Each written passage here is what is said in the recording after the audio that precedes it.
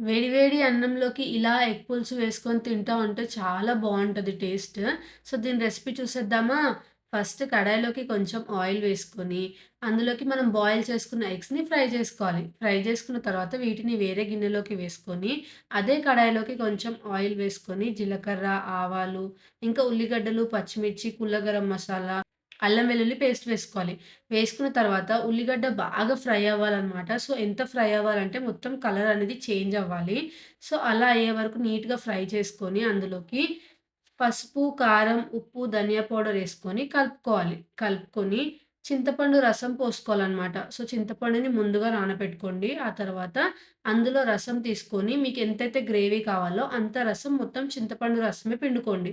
పిండుకున్న తర్వాత చాలా boil అవ్వనివ్వాలి. Boil అయిన తర్వాత అందులోకి కొత్తిమీర వేసుకొని కొద్దిసేపు అలానే మూత పెట్టి బాగా వేగిన తర్వాత అందులోకి గుడ్లు వేసేసుకోండి.